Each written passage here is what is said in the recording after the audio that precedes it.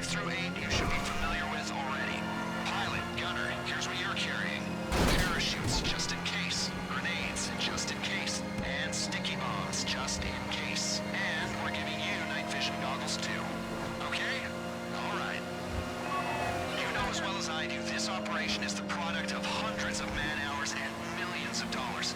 Unless you believe in string theory and an infinite multiverse, this is our only shot at this. All that work, all that money, for everything, or nothing. That's a lot of pressure for 4 people to shoulder, but pressure can turn shit into diamonds. Or it can turn diamonds into dust. What's it gonna be today? I've got faith in you. As much as you can have faith in a ragtag bunch of reprobates, hastily assembled and motivated solely by their greed. Well, their greed and their bloodlust. You don't talk much. Probably don't listen either. But you're effective tools. Let's see if you can plug one last hole for me. Be my tool one last time.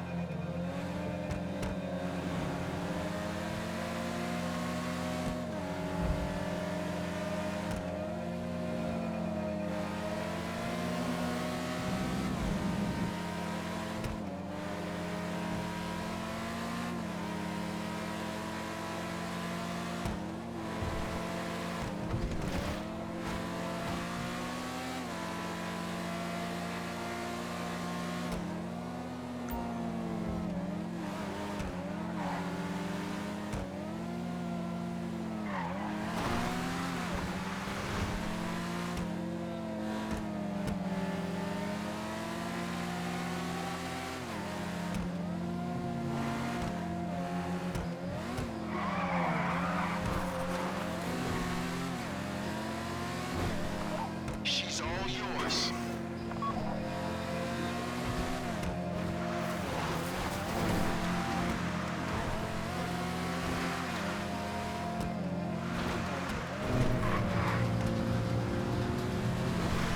Okay, here we go. Pilot's taking the controls. Aerial gunner gets first choice on position. Side-facing minigun placements are in the rear. High count explosive rounds in the co-pilot's seat. Keep in mind there's a longer fire return interval on that one. Ground team, you take the last 2 positions in the bird and you get ready to jump. Oh my god!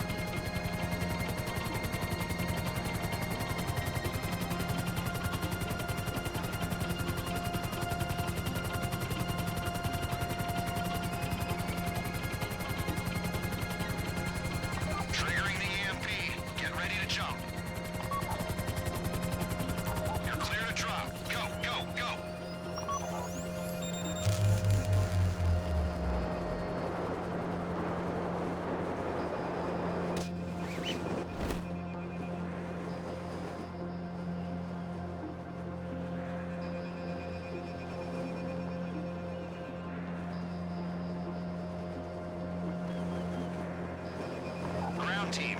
Time to switch to night vision.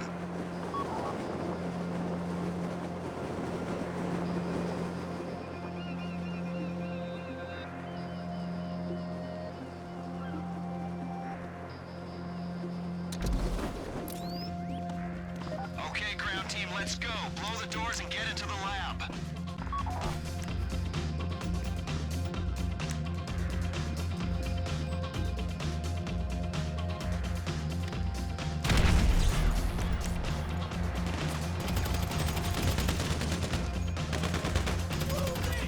What we need is being stored in a research station in the center of the facility. Move quickly, get through the lab, and get us that data.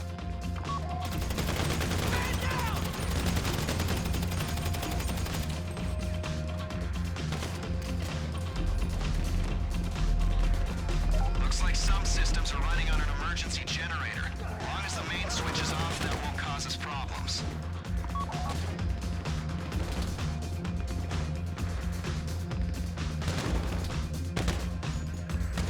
Chase them home!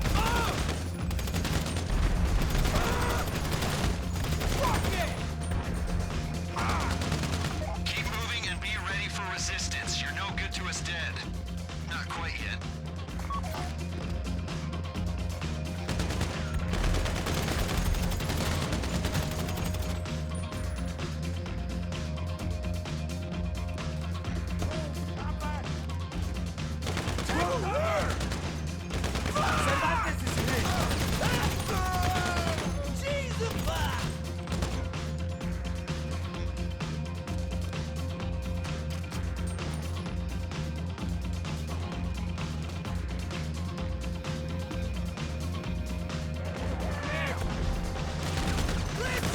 You should be coming up on the research station.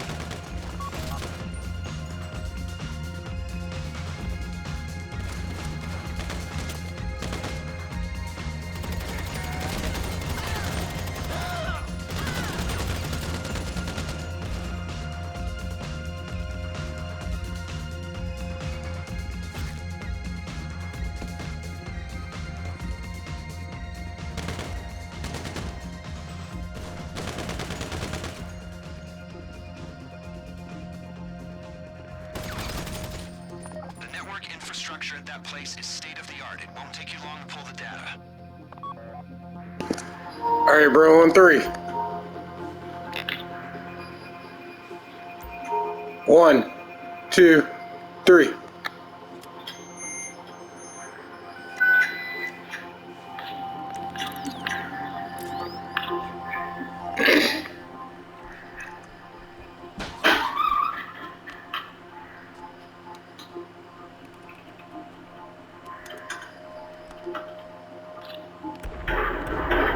Transfer's complete. Go down the corridor and get in the elevator.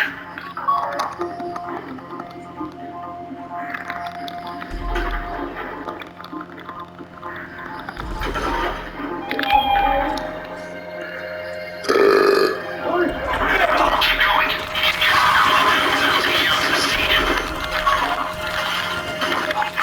The guards drop some flares by the pool. Look out.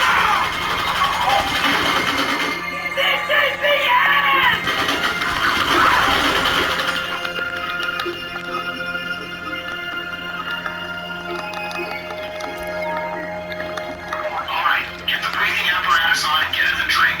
R&D says there's enough air for you to reach topside. Let's hope they're right.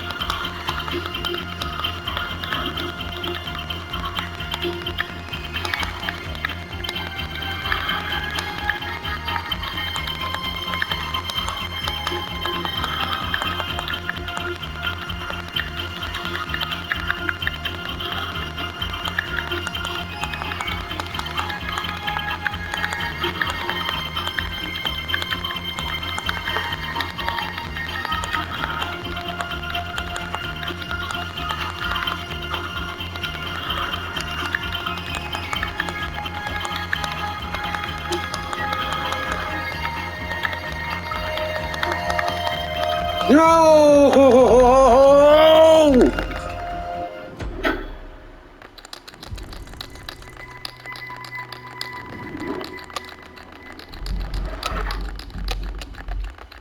We're gonna have to do all that shit over again, bro.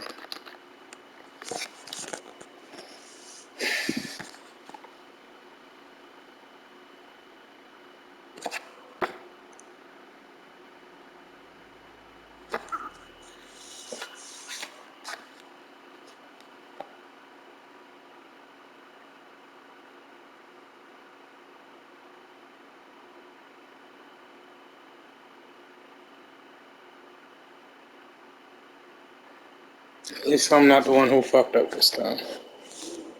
But I couldn't be angry for long since we stopped Cal anyways, and we were going to get our chance to stay undefeated on the year. I should have known better than to let Robert Armstrong run around and throw whatever he wanted. That could have very well ended the game for us, and we were just lucky that Cal didn't burn even more clock on third down. We did not deserve to still be in this one, but here we were fighting to stay undefeated, and somehow Dan Cox was able to burn the corner deep here, so we had our chance to win it, and Joseph Miles came up clutch. I couldn't believe we were able to escape with a win, as we didn't deserve it at all. But we got it, and the next week we traveled to Wisconsin. They've been one of the best teams in the Big Ten West for years, and they've always managed to give us a good game, so I was not looking forward to coaching today, even though I had a good game plan for the opening drive. Defensively, we were actually on fire so far, but after watching what Robert Armstrong did last week, I didn't want to get complacent, and this is why. Wisconsin scored off of a fake field goal to end the half, and all of a sudden we were down by 3 points to the Badgers. You all know that's not where the pain ends either. Someone was open for a touchdown, but instead the ball was lost and the Badgers recovered it, so they went down and scored, extending their lead to 10 and putting us in a tough position, which ended up going about how you'd expect it to. I'd like to let it be known that I broke multiple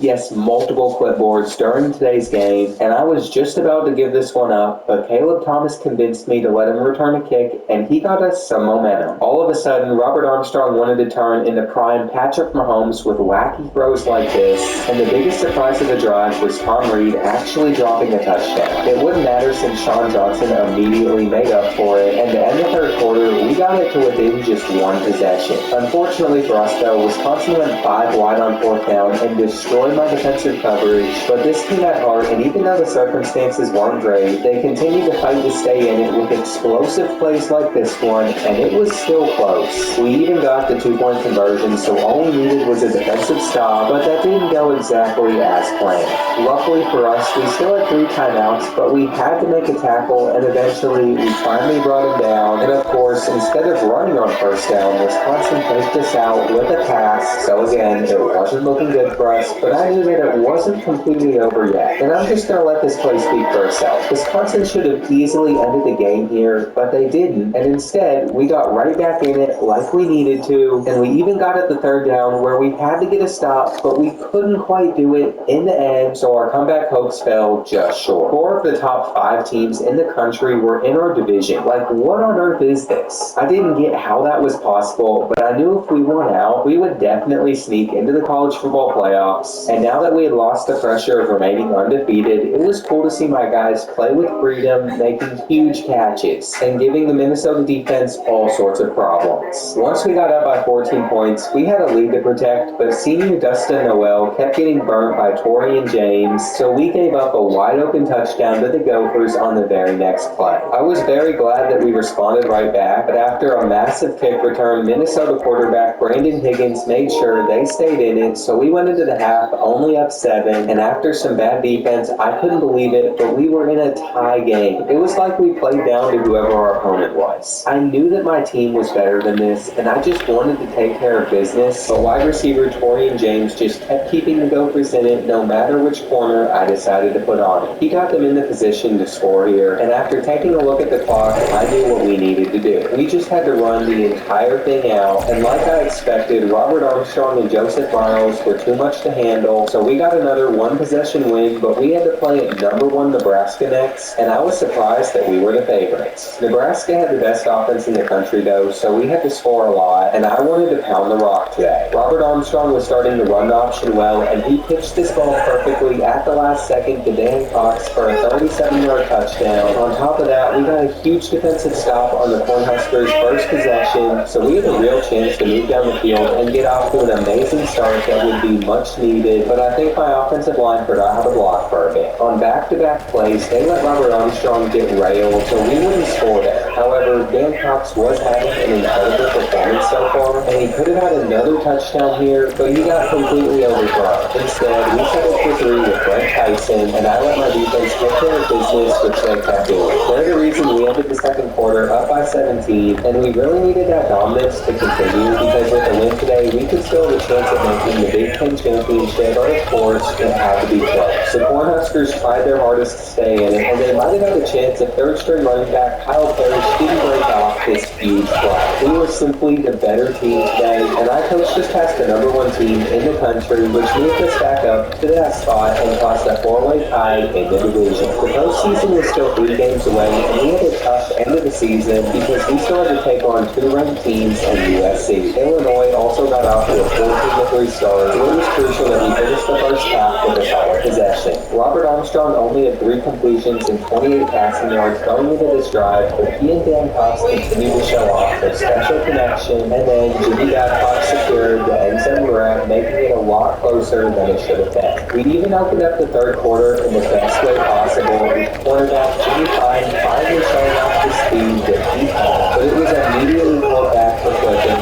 so we had to work it down the field and score the hard way, with Robert Armstrong finding Dan Cox on the broken play. Everything went our way in the third quarter, with Illinois struggling, and there was finally a Tom Reed sighting with 4 minutes left in the game as he found the gap in the defense, but Illinois wouldn't go away as they got it within 3 here, so we had to make sure that we ran out the clock, and on third down, Robert Armstrong sealed it, getting us our 9th win, and on the other side of the country, Nebraska helped us out by taking down Wisconsin in the snow, which meant if we beat #2 Iowa, we would make the Big Ten Championship, and we got off to the exact start that we needed for that. Joseph Miles also began with a massive run as he took this one for 38 yards before getting tracked down, and Tom Reed was making himself very difficult to bring down as he showed off how elusive he could be. We scored on our first offensive possession, and after Iowa found the end zone, we got in again. Then we held the Hawkeyes to just 3 and finished the first half with a massive touchdown as Tom Reed mossed the Iowa cornerback like it was nothing, so I was pumped up about how we were playing. I mean, this one couldn't have gone any better for us as we just continued to outplay the Hawkeyes, and for the first time in a while, we were going to win a game by multiple possessions, which felt amazing. I coached us past #2 Iowa, and now we were on top of the Big Ten West, along with having a quarterback that's fighting for the Heisman. Our last regular season game of the year was against our biggest rivals, and even though USC was 4-7, they always give us issues, so it doesn't even surprise me that our opening drive resulted in a fumble for 6. They seem to come out pretty prepared for our offense today, and I should have never sent Brent Tyson out to kick this 57-yard field goal. It ended up taking us the entire first quarter to get on the board, but that seemed to be what we needed to get things going for us as Robert Armstrong took this one in. The Trojans did respond back on their next drive with this run, but at this point, we were already on a roll offensively. Dan Cox pulled off this ridiculous 49-yard catch over the top of the defense, and he had been getting more looks than anybody else recently. We ended the first half going up by 10 as he caught another one, but USC wouldn't let us pull away. So Robert Armstrong needed to make a good throw here, yet he sailed it a little too high, and that would lead to the Trojans getting to our 10-yard line. On fourth down, I decided we should send a blitz, and it paid off, so all we had to do was drain the rest of the clock to win, but we didn't get the first down, and that gave USC a fighting chance against us. With 27 seconds left, I decided to send another blitz, but this time I forgot to leave a man on the tight end, and my terrible coaching decision could cost us if my team doesn't bail me out in the end. This play could have ended very badly if Robert Armstrong wasn't as confident running the ball as he is, but it put us in the perfect position to feed it to Tom Reed for extra extra yards, and the freshman Brent Tyson hit his first game winner. We won the victory bell in back-to-back years, and we were ready to get into our third straight Big Ten championship. Michigan was 8-4, so I was hoping this turned into a blowout because we needed to rest some of our players before the playoffs, and somehow Dan Cox came down with this. He was having a remarkable second half of the year as he emerged as the number one wide receiver, and he was definitely gone after this year to the NFL. After we went down the field on our first drive and scored, the Wolverines did the same thing, and then Robert Armstrong panicked and turned it over just a minute later, so they went up by 7 points. He needed to have a good game today if he wanted to win the Heisman Trophy. My name's Eric. I am 39 years old. I've started thinking about getting Botox Cosmetic for the last couple of years. I just see myself on video calls all day, and I really started noticing the lines. I'm still Eric, and I got Botox Cosmetic. I'm seeing a lot less prominent lines than I did before. The results have been subtle but noticeable. Botox Cosmetic is FDA approved to temporarily make frown lines, crow's feet, and forehead lines look better. The effects of Botox Cosmetic may spread hours to weeks after injection, causing serious symptoms. Alert your doctor right away as difficulty swallowing, speaking, breathing, eye problems, or muscle weakness may be a sign of a life-threatening condition. Do not receive Botox Cosmetic if you have a skin infection. Side effects may include allergic reactions, injection site pain, headache, eyebrow, eyelid drooping, and eyelid swelling. Tell your doctor about your medical history, muscular nerve conditions, and medications including botulinum toxins, as these may increase the risk of serious side effects. See for yourself at BotoxCosmetic.com.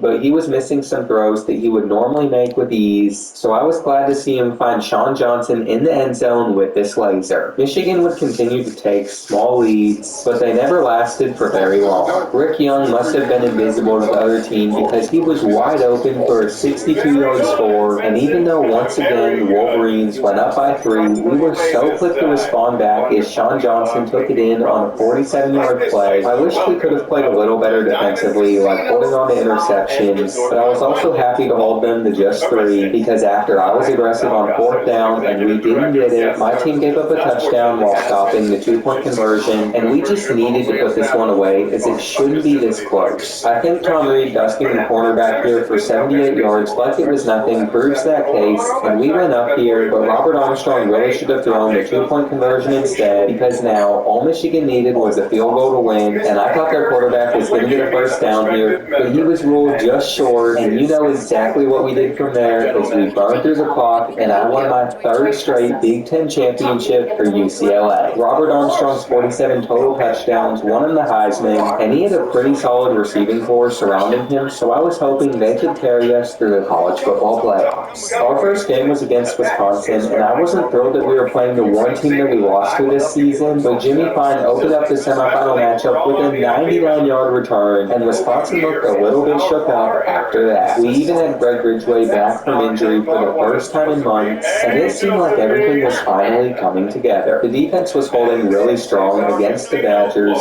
so when Robert Armstrong noticed that Tom Reed dusted his man and he hit him in stride, it was looking like this one could get out of hand very quickly. My team was simply playing better football than Wisconsin today, and after losing to them the first time, I wanted to make sure that it never happened again. Greg Ridgway also seemed to change everything for us as he had over 100 total yards in just the first half alone, and the Badgers were making an effort to come back until this massive hit from senior cornerback Dustin Noel. Junior free safety Robbie Cooley picked it up, and he would have nobody close to catching him as the national championship was getting very close, and our defense was going to carry us there. Marcus James couldn't do anything, and I was excited to finally get another chance at the Natty as we officially got our revenge on the Badgers. It looked like Texas was going to beat higher-seeded Nebraska, and they did, so the Longhorns were going to be our matchup, and the entire season came down to this. Our defense began the game by getting a 3rd down stop, but just 2 plays later, Robert Armstrong rolled out and gave it right back to them, so we needed to lock up, and believe it or not, Jimmy Fine almost had an interception of his own, but that drop was going to cost us going down by 3. Texas was sending a lot of heat our way through the first quarter, and I think it was messing with Robert Armstrong a lot because he continued to turn the ball over. Sometimes it was hard to believe believe he was the Heisman winner and a projected first-round pick, but then he'd come out and make plays like this and remind you why he was. That one throw turned around everything for us as a team, and you could see the momentum shift in real time.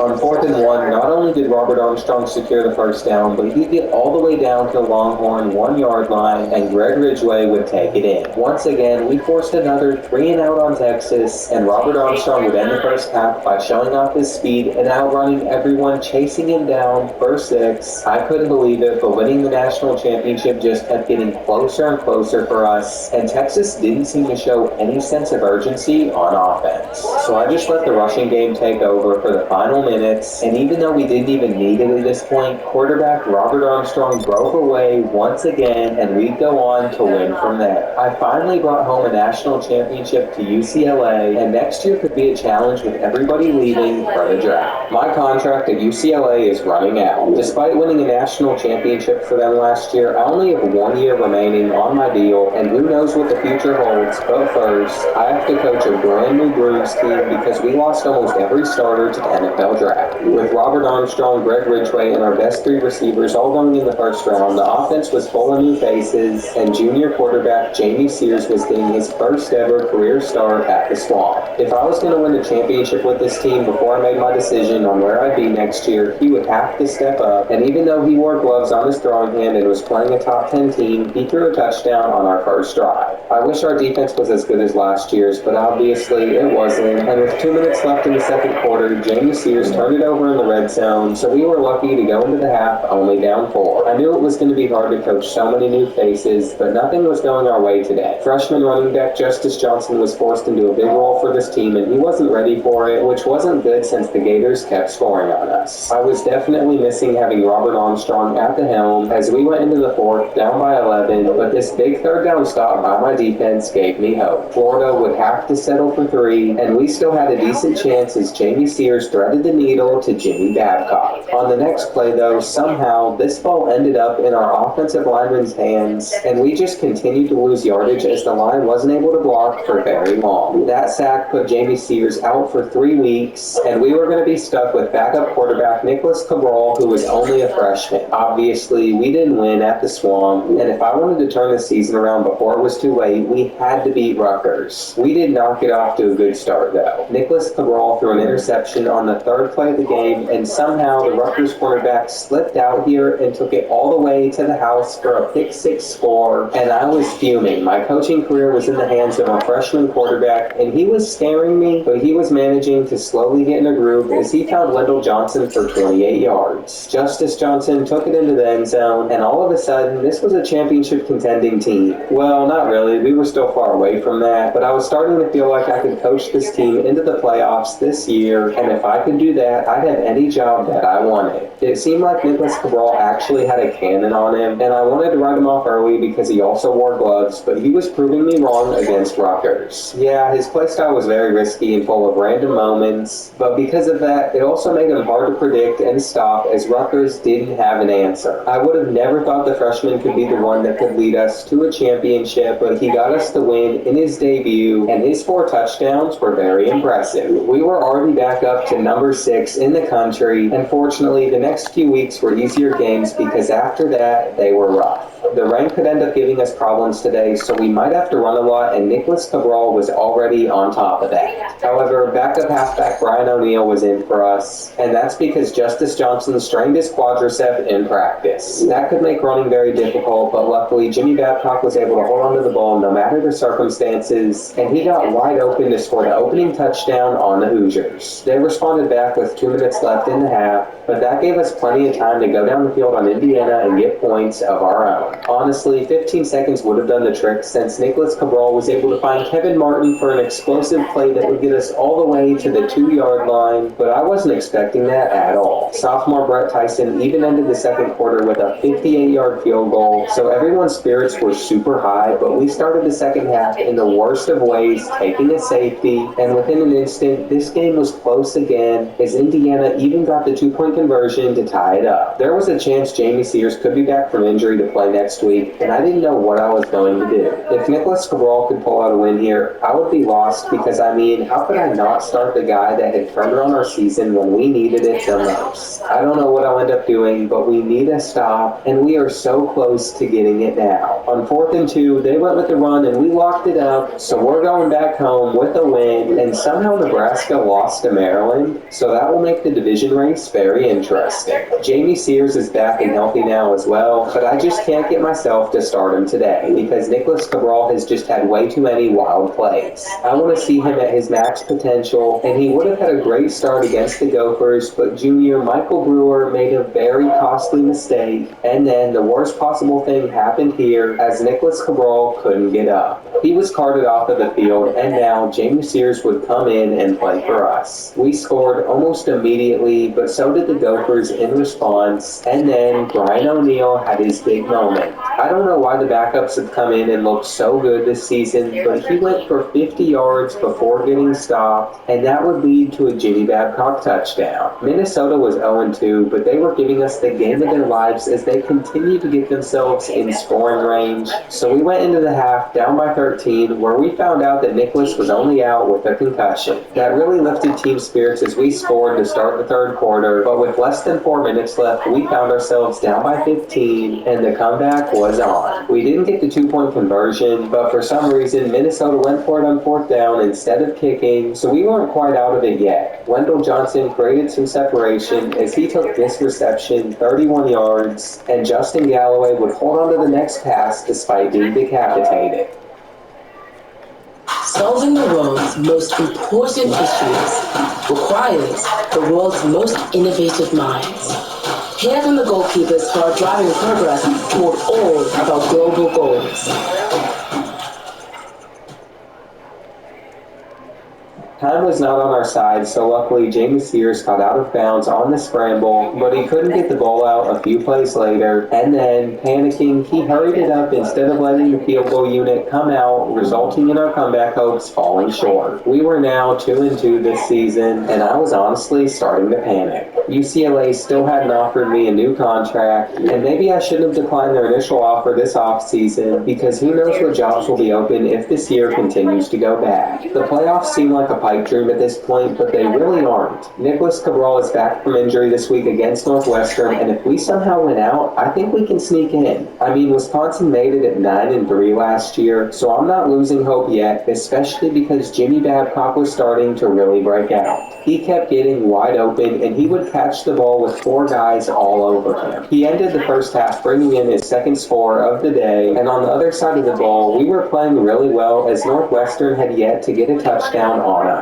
Midway through the third quarter, Nicholas Cabral threw up a bomb to Jimmy Babcock, who came down with it and fought for plenty of extra yards in the process, but Wendell Johnson ruined it as the ref caught him committing offensive PI. So instead, we would get absolutely nothing out of this drive, but luckily it wouldn't even matter with how our defense was playing. They were making quarterback Joey Parks hate his life, and he was completely rattled as he wasn't able to make any reads in the red zone against us. Well, I take that back. He did throw a pretty nice laser on the following play, but on the 2-point conversion, he froze up and he would instantly regret it. From there, we were able to run out the rest of the clock, and we got a much-needed win because we could still come out on top of the Big Ten West. Cal has given me issues all throughout my career at UCLA, and I was expecting today to be no different than the rest, so it's a good thing my defense decided to come alive once again. However, the issue was my offense. Nicholas Cabral was really struggling to deal with the Golden Bears' pressure, so I was thrilled to see him evade the pocket and throw a dot to Jimmy Babcock. We were fortunately still in the game, and actually, with time winding down in the third quarter, we were looking to take our first lead of the day. Jimmy Babcock got wide open for the easy snag, and we were now in a much better position to win this rivalry game. It took a while, but we were finally scoring some points, and being up by 7 now, all we needed was one more defensive stop. On 4th and 4, Cal went with the halfback screen, and their running back was so close to getting the first down, but it turns out we held him just short, and that was huge for us, as Brian O'Neill was put in a position to help us drain the clock and seal the win. On third down, he got wide open and laid out to make the most important catch of the day, and he was fighting his hardest to keep the starting spot with Justice Johnson returning soon. The team was starting to figure things out, and we were already back into the top 10, where Louisville, who we play at the end of the year, was sitting at 7-0. This could be the game that changes everything for us. Wisconsin is undefeated and the best team in the country, but even though they're really good, this gives us a chance to make a statement, because if we can beat them, we can beat anybody in the nation. From the start, Nicholas Cabral and Jimmy Babcock were hooking up for massive gains like usual, and we were able to get onto the board first. Defensively, we kept getting third down stops as well, so I felt like if we could ramp up the scoring a bit, we had a decent chance. Wisconsin ended up going up by 3 here, and all of a sudden, they had really stepped up their level of play. After an atrocious read by Nicholas Cabral, things were not looking good for us, and we were just lucky to hold Wisconsin to a field goal again. It gave us a chance to score before the end of the half, and fortunately, the best connection on the team was linking up for large plays. They put running back Justice Johnson in an amazing position where he could just run it in for his first touchdown since being injured, and we went into the half with a lead. By the end of the third quarter,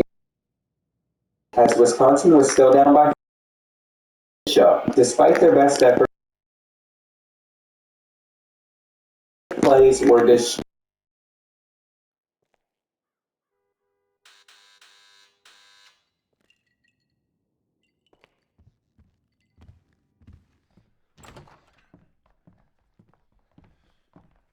So we're good to go. I think. You've done great. And this won't be a problem. No one is going to want to admit that anything...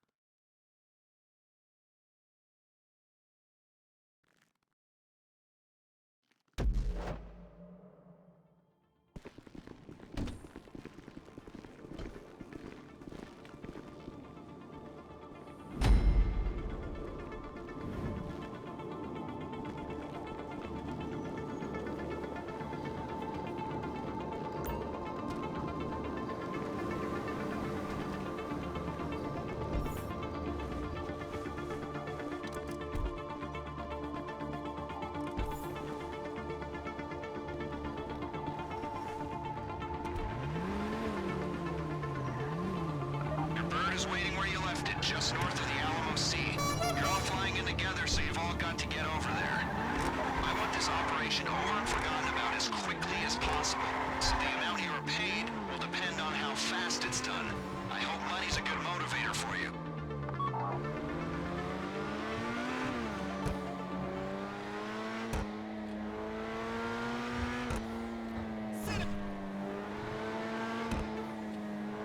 Ground team, I'm gonna run you through your specialized equipment for the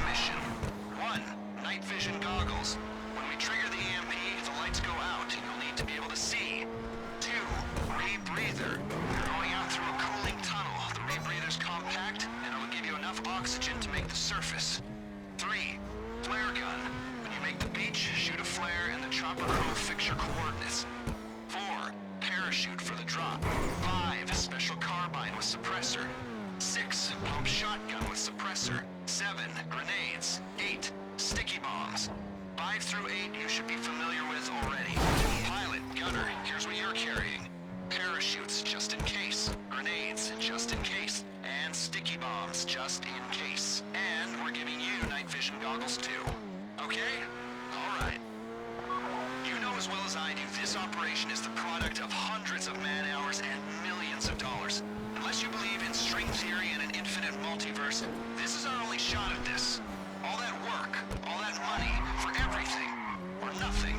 That's a lot of pressure for 4 people to shoulder, but pressure can turn shit into diamonds.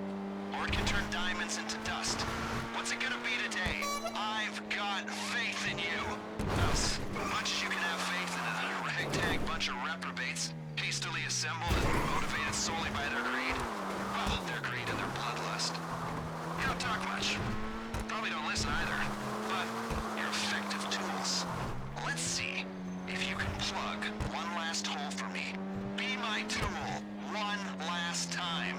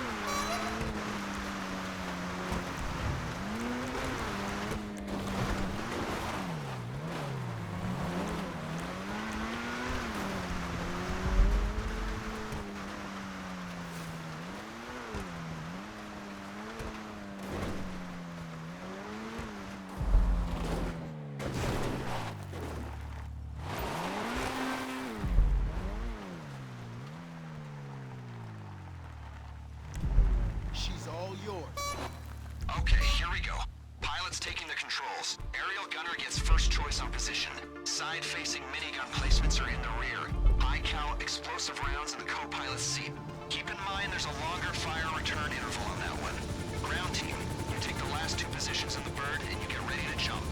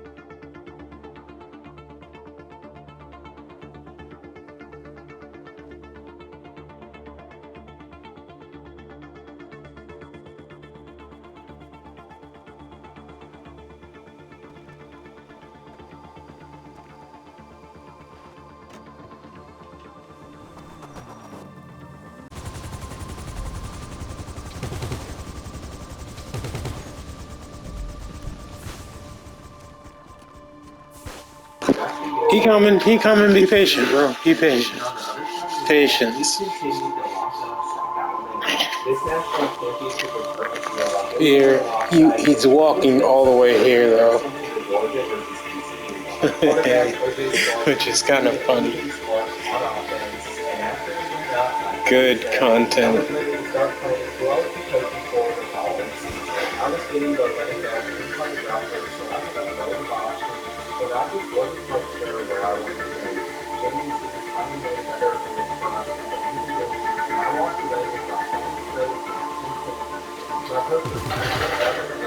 I have offers from college in the Philippines, but first, 14 years ago, I started my coaching career as an offensive coordinator in New Mexico, and after 2 successful seasons there in the state of Rocky Mountain, Alabama, which led me to get my first head coaching job at Louisville. After being there for 6 seasons, I finally brought the Bill a national championship, and that led to UCLA throwing the bag. For $80 million over 5 years, I became their head coach, really coming back to the Whoa. Oh no. Here he comes. He's on his way. Yeah, we good. Gucci.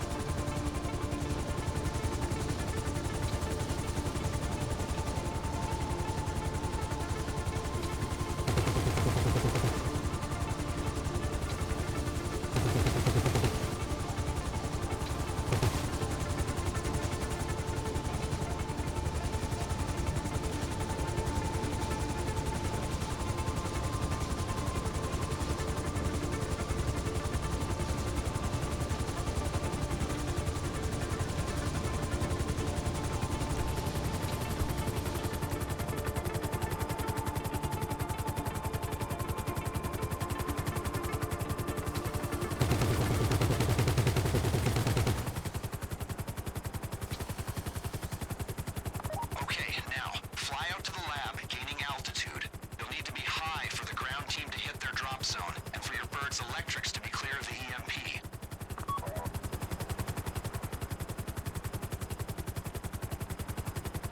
When you're above the lab, we trigger the pulse. Power down there goes out, and the ground team can jump.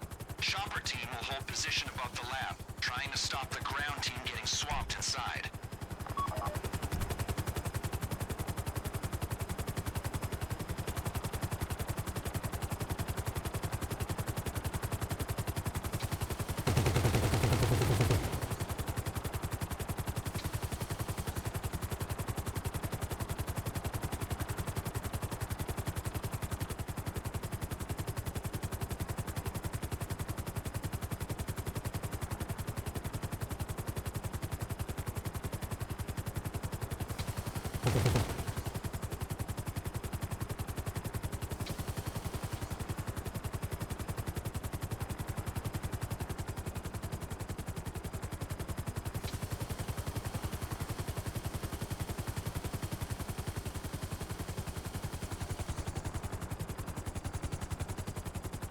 Triggering the EMP. Get ready to jump. You're clear to drop. Go, go, go!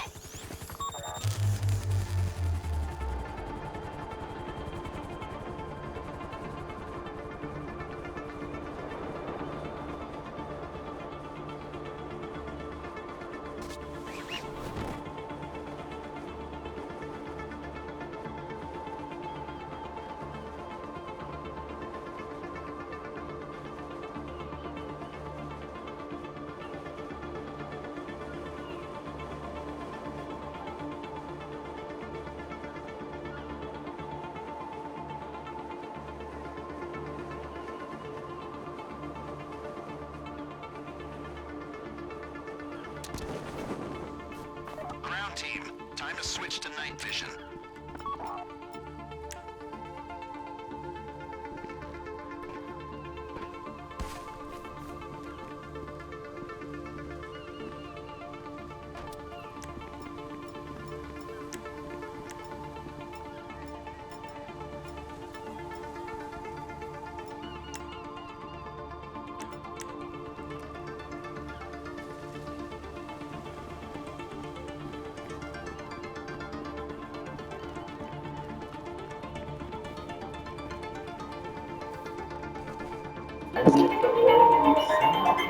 Dude. Are you fucking serious right now? No, it can't be. It's a joke. It's gotta go all the way around. Whoa. Oh, you glitched out there for a minute.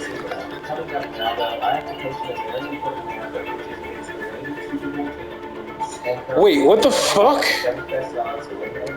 Did you jump out the plane? Bro, you were supposed to stay in the plane. Unfortunately, though, by the end of the third quarter, my guys were barely the Lions by 17 points, so the comeback needed to start now or else we lose. We came so close to getting stuff on defense. My God, bro. So now we won a winning streak, and if I wanted to make the Super Bowl, I'd have to turn it around. We had to start winning again to get locked into the playoffs, and I was hoping to go over next to the mountain and Waterboy, go over next to the mountain, Pilot, go collect this dude. Go walk out the front door. Oh my God. Come on.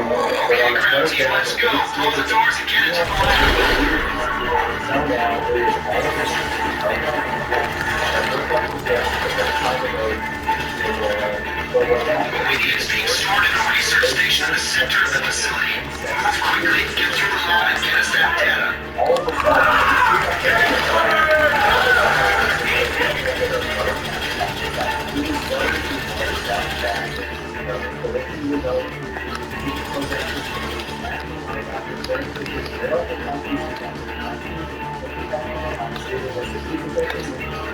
Looks like some systems are running an emergency generator. Use the main switches off and fast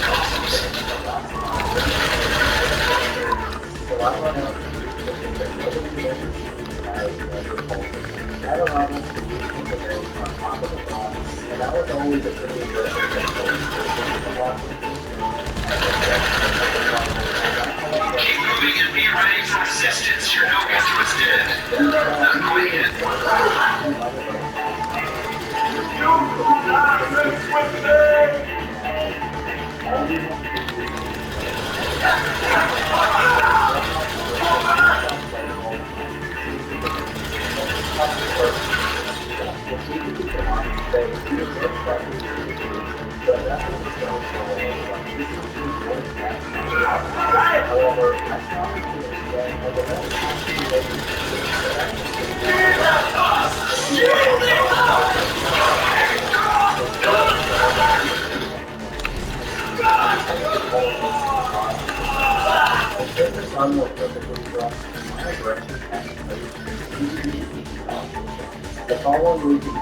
I am healing up, bro.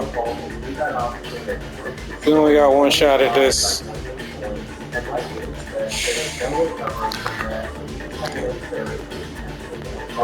We should be coming up with a research station. I was impressed about that, and we survived for 56 points, but luckily, and I was ready to take my first playoff game at Trevor Lawrence finished with 7 games, so it would have been possible. I also guaranteed the fans they would Had to put the armor on.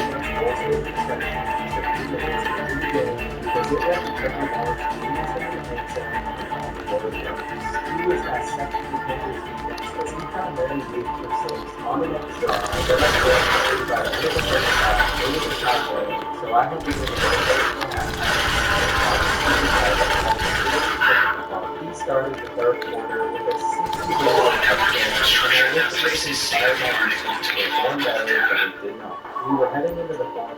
Okay, bro, on 3. And that's when we got the lucky break that we needed. 1, 2, 3. Quarterback Courtney Palmer was in the right position, and the rest is history. He outran everybody to take a half per 6. However, it inspired my other players that weren't as good to play a little more aggressively, and almost instantly we would pay for that as we fell back down 4. From there, I was hoping that we could finish the game by going down the field and scoring with no time remaining, but I got worried that we would make it a little bit too fast. just like it was in college, my offense was still very explosive. With a minute left, Trevor Lawrence and Zaire White hooked up again, and then 38-year-old T-Law took off and made sure that nobody was stopping him from making it into the end zone. The Panthers were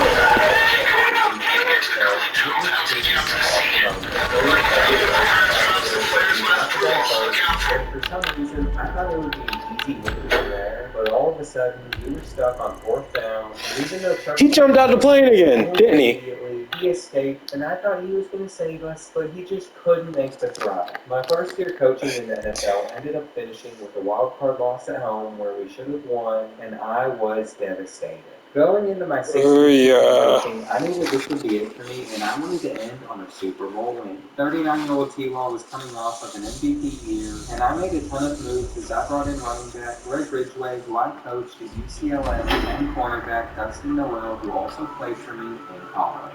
This led to the It's twice the amount that anybody would usually get. It's going to be worth it. It's worth the money. Especially because they kept posting on defense no matter what formation or play. Even with his old legs, Trevor Lawrence would still take off though, so that made him hard to stop as he came off the end with he just happened to be incredible movement. This throw was sent over back to the